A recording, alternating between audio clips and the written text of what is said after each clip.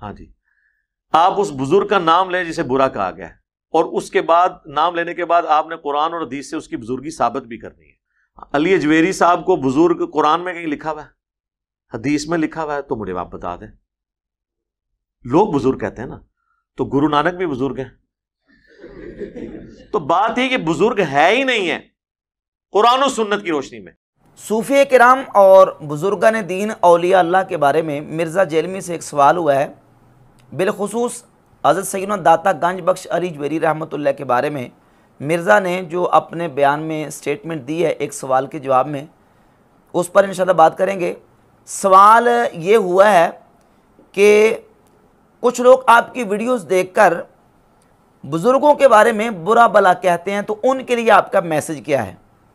मिर्ज़ा जेलमी को कहा गया कि आपका मैसेज ऐसे लोगों के लिए क्या है जो आपकी वीडियोस देखकर बुज़ुर्गों के बारे में बुरा भला कहते हैं।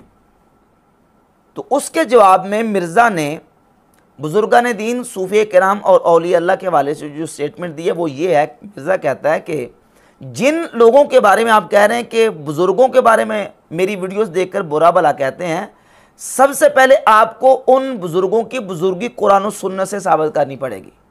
पहले आप उनकी बुज़ुर्गी कुरान और सुन्नत से साबित करें। और अली हजवेरी और ख्वाजा मोइनुद्दीन चिश्ती अजमेरी कहता है जी कि ये इनकी बुज़ुर्गी कुरान और सुन्नत से साबित नहीं है, कुरान और सुन्नत में कहीं भी इनका नाम नहीं है। तो चूँकि इनकी बुज़ुर्गी कुरान और सुन्नत से साबित नहीं है, तो अब जब बुज़ुर्ग ही नहीं है तो फिर इसका मतलब ये निकला कि मेरे फॉलोअर्स जो इनके बारे में ज़बान दराजी करें, ज़बान तान दराज करें, वो कर सकते हैं। और फिर इसी गुफ्तगू में कहा कि डेफिनेटली सहाबा और अहले बैत और वो जिन्होंने किताबें लिखी, किताबों वाले, ये डेफिनेटली बुज़ुर्ग हैं। सहाबा बुज़ुर्ग हैं, अहले बैत बुज़ुर्ग हैं और किताबों वाले बुज़ुर्ग हैं। और फिर ये एक म्यार कायम कर दिया कि जिसकी बुज़ुर्गी किताबों सुन्नत से साबित नहीं है वो बुज़ुर्ग नहीं है। अब यहाँ हम देखेंगे कि कुरान और सुन्नत में मिर्ज़ा के मुताबिक सैयदना अली बिन उस्मान हजवेरी रहमतुल्लाह का नाम नहीं है, इसलिए वो बुज़ुर्ग नहीं है। ख्वाजा मोइनुद्दीन चिश्ती अजमेरी रहमतुल्लाह का नाम नहीं है, इसलिए वो बुज़ुर्ग नहीं है। तो ये सिलसिला आगे चलेगा। गौसे पाक का नाम भी नहीं है, इसका मतलब ये निकला कि वो भी बुज़ुर्ग नहीं है। और आइमा अरबा का नाम नहीं है तो वो भी बुज़ुर्ग नहीं है। और हम सवाल करेंगे अब मिर्ज़ा से कि मिर्ज़ा साहब चले, इनका नाम तो कुरान और सुन्नत में मौजूद नहीं है, ये तुम्हारे नज़दीक बुज़ुर्ग नहीं है। इमाम बुखारी का नाम कुरान के किस पारे में है? इमाम मुस्लिम और बुखारी का नाम कुरान की किस आयत में है, किस पारे में है? जो साहब मिशकात हैं, इमाम बुखारी, मुस्लिम, तिरमिज़ी, अबू दाऊद, इब्न माजा, नसाई, इनका नाम कुरान की किस सूरत और किस पारे में है? और हदीस की किस किताब में या किस जगह पे रसूलुल्लाह सल्लल्लाहु अलैहि वसल्लम ने इनकी बुजुर्गी को बयान किया है? और फिर इससे ऊपर चले जाएं, बहुत सारे ऐसे ताबईन, तबा ताबईन हैं, उनका नाम बाकायदा कुरान और सुन्नत में मौजूद नहीं है। आइमा अरबा का आप नाम कुरान और सुन्नत में, कुरान की किस सूरत में इमाम अबू हनीफा, इमाम मालिक, इमाम शाफी, इमाम अहमद बिन हंबल का नाम है? तो क्या उनकी बुजुर्गी का इनकार कर दें? इमाम जाफर सादिक रदी अल्लाह तआला अन्हु, हज़रत इमाम मोहम्मद बाकिर रदी अल्लाह तआला अन्हु, इमाम मूसा काजिम, इमाम तकी, इमाम नकी, इनका नाम कुरान और हदीस में मौजूद नहीं है। इमाम ज़ैनुल आबिदीन का नाम कुरान और हदीस में मौजूद नहीं है। तो क्या नौज़ बिल्लाह इनकी बुजुर्गी का इनकार कर देंगे? और फिर ये जो कहता कि सहाबा और अहले बैत, सहाबा और अहले बैत ये डेफिनेटली बुजुर्ग हैं। जो बुजुर्ग डेफिनेटली हैं वो सहाबा और अहले बैत हैं, या वो बुजुर्ग जिनकी किताबें हैं। सर, जिनकी तालीमात थी ना, आज वो बुजुर्ग देखें हमारे टेबल पे हैं, कितनी एहतराम से उनको रखा हुआ है। सवाल ये पैदा होता है कि नबी पाक सल्लल्लाहु अलैहि वसल्लम के तकरीबन 1.25 लाख के करीब सहाबा कराम हैं, और उन 1.25 लाख सहाबा के हालात हमें सारे के सारे के नहीं मिलते। तकरीबन 8,000 के करीब सहाबा कराम या इससे कुछ ज़्यादा होंगे जिनके हालात ज़िंदगी मिलते हैं। पहले तो ये समझें कि किसी सहाबी की सहाबियत किस तरह साबित होती है, क्योंकि नबी करीम अलैहिस्सलातु वस्सलाम के जमी सहाबा कराम का की सहाबियत का जिक्र कुरान में नहीं है। तमाम सहाबा में से सिर्फ एक सहाबी हैं सैयदना अबू बकर सिद्दीक रदी अल्लाह ताला अन्हु, जिनकी सहाबियत का जिक्र कुरान ने बयान फरमाया। बाकी सहाबा कराम की सहाबियत का नाम लेके कुरान में जिक्र मौजूद नहीं है। और सिद्दीक़ अकबर रदी अल्लाह ताला की वो ज़ात हैं कि जिनको अल्लाह रब्बुल इज़्ज़त ने कुरान मजीद में नबी करीम अलैहिस्सलातु वस्सलाम का साहिब कह के उनका जिक्र फरमाया। अब सहाबा बाकी जो रह गए उनकी सहाबियत कैसे साबित होगी? बाज़ सहाबा तो वो जिनकी सहाबियत अहादीस से साबित है, और बाज़ सहाबा वो हैं कि जिनका तो कुरान और हदीस में तज़किरा ही नहीं है, नाम लेकर उनका जिक्र ही मौजूद नहीं है अहादीस में।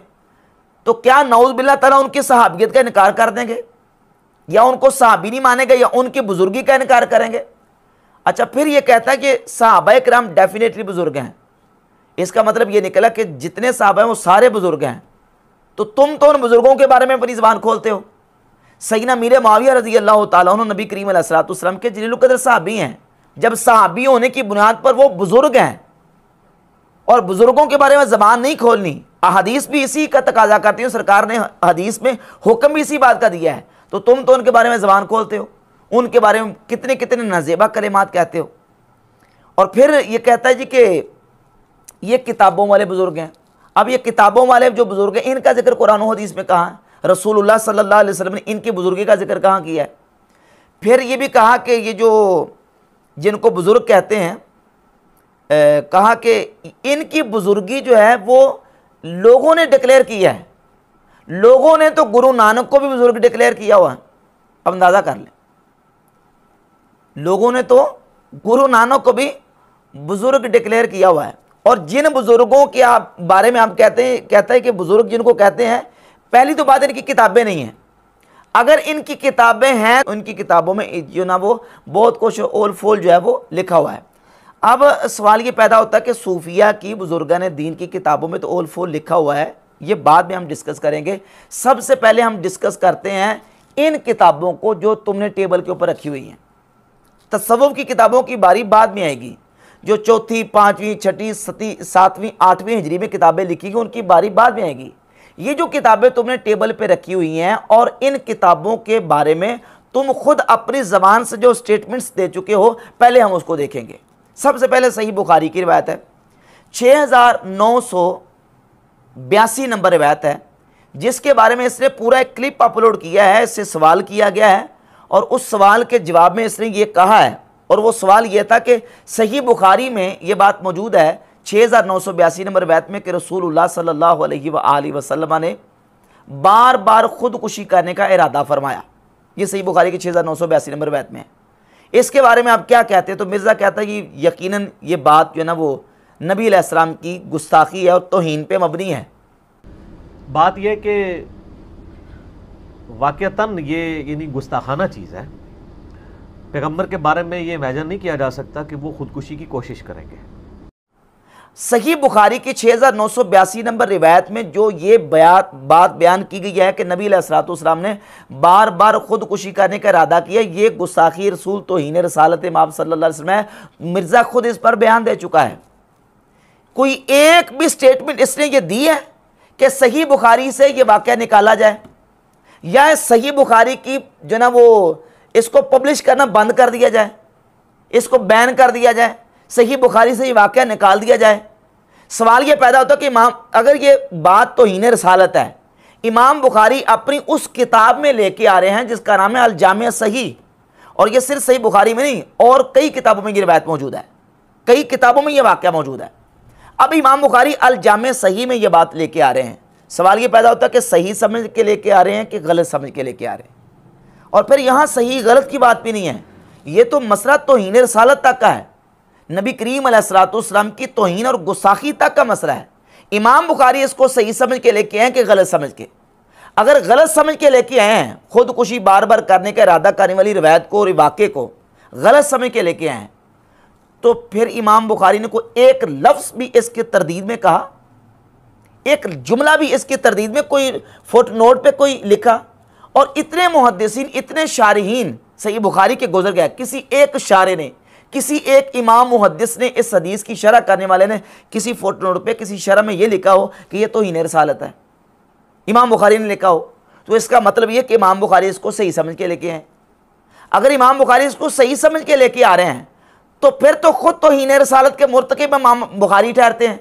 जिनको तुम, जिनकी बुजुर्गी क्लेम कर रहे हो कि ये बुजुर्ग हैं, वो बुजुर्ग तो तेरे अपने बयान के मुताबिक जो है वो गुस्ताख रसूल ठहरे हैं, तौहीन रसालत के नऊज़ बिल्लाह ताला मुर्तकिब ठहर रहे हैं। और फिर ये दरमियान में इसने ये रखी है मिशकातुल मसाबी, ये वहाबियों का तर्जमा है और वहाबियों की तहकीम और वहाबियों की इसकी तहकीकात हैं इसके ऊपर, और मिर्ज़ा के बाबा ज़ुबैर ज़ई की इसके ऊपर तहकीम है। इसमें मिशकातुल मसाबी में 4902 नंबर रिवायत है, और यही रिवायत इमाम बुखारी की अल अदबुल मुफरद में, इमाम अहमद बिन हंबल की मुस्नद इमाम अहमद इब्न हंबल में और दीगर किताबों में ये रिवायत मौजूद है कि नबी पाक सल्लल्लाहु अलैहि वसल्लम ने फरमाया, मन तअज़्ज़ा बिअज़ाइल जाहिलिया फ़अइद्दूहु बिहानी अबी वला तकनु, जो अपने जाहिलियत के नसब पर फ़ख्र करे तो उससे कहो कि अपने बाप का आला तनासुर काट के मुंह में रख लो और किनाया ना करो। ये रिवायत मिशकात में इन अल्फाज के साथ है। अब इस रिवायत के बारे में मिर्ज़ा ये बयान दे चुका है कि ये तौहीन रसालत है, नबी सल्लल्लाहु अलैहि वसल्लम की गुस्ताखी और तौहीन है, और वो गुस्ताखी और तौहीन वाली रिवायत किस में लिखी है? ये मिशकातुल मसाबी में जो मिर्ज़ा ने टेबल के ऊपर रखी हुई है।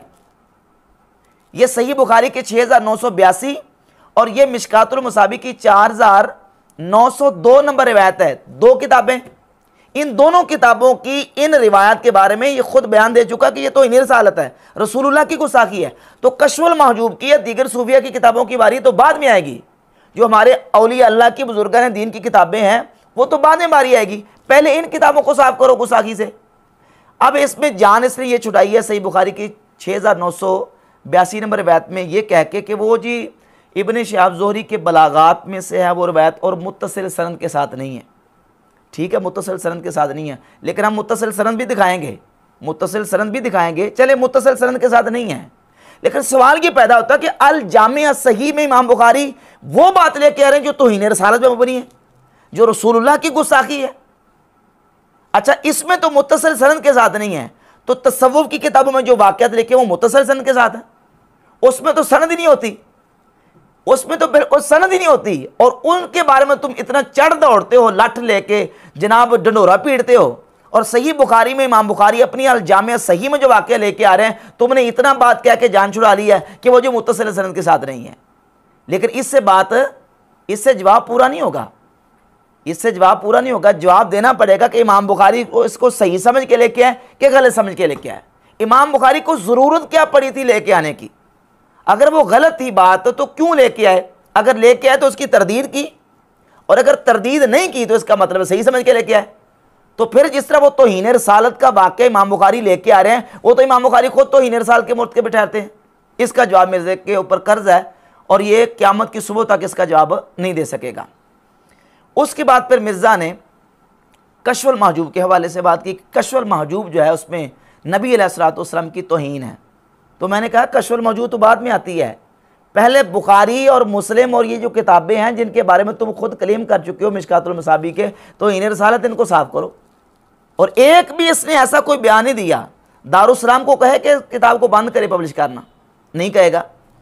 अच्छा, फिर सैयदना दाता साहब रहमतुल्लाह अलैह की किताब कश्फुल महजूब जो है उसमें जिस वाक़े की तरफ दाता साहब रहमतुल्लाह अलैह ने इशारा फरमाया है, दाता साहब ने वो वाक़या और वो रिवायत नकल की है इमाम अबू जाफ़र मोहम्मद बिन जरीर अत-तबरी की किताब अल जामिउल बयान अल मारूफ तफसीर तबरी। ये तफसीर तबरी है, सूरह अहज़ाब की आयत नंबर 37 की तफसीर में इमाम इब्न जरीर तबरी रहमतुल्लाह अलैह ने इस वाक़े को इन अल्फाज के साथ अपनी तरफ से नकल किया है। यानी एक होता है कि किसी चीज़ को रिवायत करना, रिवायत नहीं बल्कि अपना मौक़िफ़, अपना तबसरा और अपना रिजल्ट और नतीजा इसके शुरू में लिख के फिर आगे रिवायत को नकल किया है। और वो लिखते हैं कि अन्ना ज़ैनब बिन्त जहश फ़ीमा ज़ुकिरा रआहा रसूलुल्लाह सल्लल्लाहु अलैहि वसल्लम, सैयदा ज़ैनब बिन्त जहश रज़ियल्लाहु ताला अन्हा को जब रसूलुल्लाह सल्लल्लाहु अलैहि वसल्लम ने देखा, ये तबरी के लफ्ज़ है, फ़आजबतहु, तो आप सल्लल्लाहु अलैहि वसल्लम को वो अच्छी लगी, वहिया फ़ी हिबाल मौलाहु, और उस वक़्त वो नबी अलैहिस्सलाम के ग़ुलाम के निकाह में थी, हज़रत ज़ैद के निकाह में। फ़उल्क़िया फ़ी नफ्स ज़ैद कराहतुहा, तो इस वजह से हज़रत ज़ैद के दिल में हज़रत ज़ैनब की नापसंदीदगी डाल दी गई। लिमा अलिमल्लाहु मिम्मा वाक़ा फ़ी नफ्स नबी मा वाक़ा, इस वजह से कि अल्लाह रब्बुल इज़्ज़त जल्ला शानु जानता था कि उसके नबी सल्लल्लाहु अलैहि वसल्लम के दिल में क्या वाक़या हुआ। ये इन अल्फाज के साथ अबू जाफ़र मोहम्मद बिन जरीर अत-तबरी, जो कि वो इमाम हैं जिनके बारे में ये मिर्ज़ा के बाबा जान हाफिज़ ज़ुबैर अली ज़ई ने अपनी किताब फतावा इल्मिया की जिल्द नंबर 2 के सफ़ा नंबर 423 पर लिखा है कि अबू जाफ़र मोहम्मद बिन जरीर तबरी अहले सुन्नत के बहुत बड़े इमाम, मोहम्मद बिन जरीर बिन यजीद अबू जाफ़र तबरी ये अहले सुन्नत के बड़े इमामों में से थे।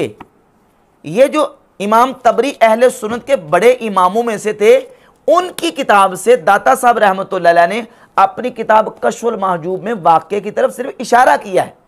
अब दाता साहब की किताब कश्फुल महजूब तो गुस्ताखियों से अब तुम्हारे बकौल भर गई, तो इब्ने जरीर तबरी वो तुम्हारे बाबे ज़ुबैर ज़ई के नज़दीक अहले सुन्नत के बड़े इमामों में शुमार हो रहे हैं। और फिर इससे बढ़कर दाता साहब ने जो वाक़या इशारा किया वो तो पीछे रह गया। इससे बढ़कर एक वाक़या जो कि उस किताब में मज़कूर है जो तुम्हारे सामने टेबल पे पड़ी है, ये सही मुस्लिम 3407 और 3408 दो रवायतें सही मुस्लिम में, और यही रवायत मुस्नद अहमद इब्न हंबल में 14128 नंबर रवायत है। और उसमें लफ्ज़ ये हैं, बल्कि पहले इसका बाब सही मुस्लिम में जो चैप्टर है उसका उन्वान ये है, बाब नुदबे मर्रा इमरातन फवक़त फ़ी नफ्सिही। बाब इस बयान में कि जिसने किसी औरत को देखा और वो औरत उसके दिल में उसको अच्छी लगी, इला अन याती इमरातहु और जारियतहु, हत्ता कि वो अपनी बीवी और अपनी लौंडी के या अपनी लौंडी के पास जाए, बस वो उसके साथ अब सोबत करे। इस बात के बयान में ये उन्वान कायम किया है, ये चैप्टर कायम किया, और उसके तहत ये रवायत लेके आए 3407 नंबर के हज़रत जाबिर रज़ी अल्लाह ताला अन्हु से। वो फरमाते हैं अन्ना रसूलुल्लाह सल्लल्लाहु अलैहि वसल्लम रआ इमरातन, ये सही मुस्लिम पढ़ रहा हूँ कि रसूलुल्लाह सल्लल्लाहु अलैहि वसल्लम ने एक औरत को देखा, फ़अता इमरतहु ज़ैनब, तो अपनी ज़ौजा हज़रत ज़ैनब रज़ी अल्लाह ताला अन्हा के पास आए और वो उस वक़्त चमड़ा रंग रही थी। फ़क़दा हाजतहु, तो रसूलुल्लाह सल्लल्लाहु अलैहि वसल्लम ने अपनी हाजत उनसे पूरी फरमाई। सुम्मा खरजा इला सहाबिही, फिर नबी अलैहिस्सलातु वस्सलाम अपने सहाब की तरफ चले गए। फ़क़ाल, और आपने फरमाया इन्नल मराता तुक़बिलु फ़ी सूरति शैतान, कि औरत शैतान की सूरत में आती है और शैतान की सूरत में जाती है। वह तुदबिरु फ़ी सूरति शैतान फ़इज़ा अबसर अहदुकुम इमरातन, जब तुम में से कोई किसी औरत को बाहर देखे, फल याति अहलहु, तो अपनी बीवी के पास आए, फ़इन्ना ज़ालिका यरुद्दु मा फ़ी नफ्सिही, तो वो जो बीवी से मुजामत है वो उसके दिल से आने वाले ख्याल को ख़त्म कर देगा, आने वाले ख्याल को रद्द कर देगा। ये रवायत सही मुस्लिम में मौजूद है। और जो मुस्नद अहमद इब्न हंबल में 14128 नंबर जो रवायत है उसमें लफ्ज़ ये है कि अन्ना रसूलुल्लाह सल्लल्लाहु अलैहि वसल्लम रआ इमरातन, रसूलुल्लाह सल्लल्लाहु अलैहि वसल्लम की एक औरत पर नज़र पड़ गई। फ़अजबतहु, तो आप सल्लल्लाहु अलैहि वसल्लम को वो औरत अच्छी लगी। ये मुस्नद अहमद इब्न हंबल है और ये सही मुस्लिम है, ये दोनों में और दर्जन किताबों में ये रवायत जो है वो मौजूद है। अब दाता साहब रहमतुल्लाह की किताब कश्फुल महजूब में वो वाक़या जो भी पर्दा फ़र्ज होने से पहले का था, किसी अजनबी या औरत को देखना भी मना भी नहीं हुआ था, वो वाक़या दाता साहब उसकी तरफ सिर्फ इशारा करें, वो तौहीन रिसालत, वो अल्लाह के रसूल की गुस्ताखी बन गया मिर्ज़ा जेलमी के नज़दीक। और जो सही मुस्लिम और मुस्नद अहमद इब्न हंबल की रिवायत है, ये पर्दा फ़र्ज होने के बाद का वाक़या है कि रसूलुल्लाह सल्लल्लाहु अलैहि वसल्लम की किसी औरत पर नज़र पड़ी और आप अलैहिस्सलातु वस्सलाम को वो औरत अच्छी लगी और आपने घर आके अपनी बीवी से सोबत फरमाई, और अब बाहर आके सहाबा किराम को फरमाया कि औरत शैतान की सूरत में आती है, शैतान की सूरत में जाती है, तो तुम्हें बाहर को औरत अच्छी लगे तो तुम बीवी से आके सोबत कर लिया करो, जो दिल में तुम्हारे ख्याल आया है वो निकल जाएगा। ये सही मुस्लिम में और मुस्नद अहमद इब्न हंबल में, और इसके अलावा दीगर कई सुन्नत दारमी में, शोबुल ईमान में, सुनन कुबर बैकी में, मुस्नद ईवाना में और मुजमुल कबीर तबरानी वगैरह में ये रिवायत मौजूद है। अब ये तौहीन रिसालत से खाली और वो वाक़या जो इब्न जरीर तबरी की किताब तफसीर तबरी में है, उसको अगर दाता साहब रहमतुल्लाह कश्फुल महजूब में सिर्फ इशारा करें वो तौहीन रिसालत बन जाए। अच्छा, फिर यहाँ एक और बात भी है, इन दोनों वाक़यात में फ़र्क ये है कि जिस वाक़े की तरफ इशारा दाता साहब ने कश्फुल महजूब में किया और इमाम इब्न जरीर तबरी ने अपनी किताब तफसीर तबरी में उसको नकल किया, ये पर्दा फ़र्ज होने के पहले का भी है। और ये वाक़या जो मुस्लिम और मुस्नद अहमद इब्न हंबल में यह पर्दा फ़र्ज होने के बाद का है, इसमें एक फ़र्क ये भी है, जब ये वाक़या पेश आया उस वक्त किसी अजनबिया औरत की तरफ देखना मना और नाजायज़ भी नहीं था, और साथ एक ये भी बात है, सही बुखारी में 2048 और 3780 नंबर हदीस मौजूद है कि किसी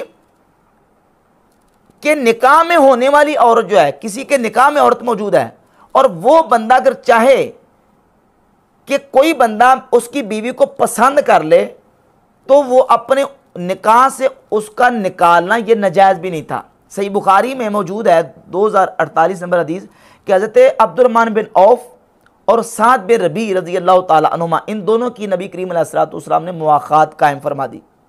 हज़रत साद बिन रबी के निकाह में 2 बीवियाँ थीं, तो उन्होंने हज़रत अब्दुर्रहमान बिन औफ से कहा कि आप इस तरह करें कि मेरी दोनों बीवियों में से वंजुर अय्या ज़ौजतैया, मेरी दोनों बीवियों में से दोनों को देख लो, दोनों में से जो भी तुम्हें पसंद आ जाए मैं उसको तलाक दे दूंगा, तो तुम उसके साथ निकाह कर लेना।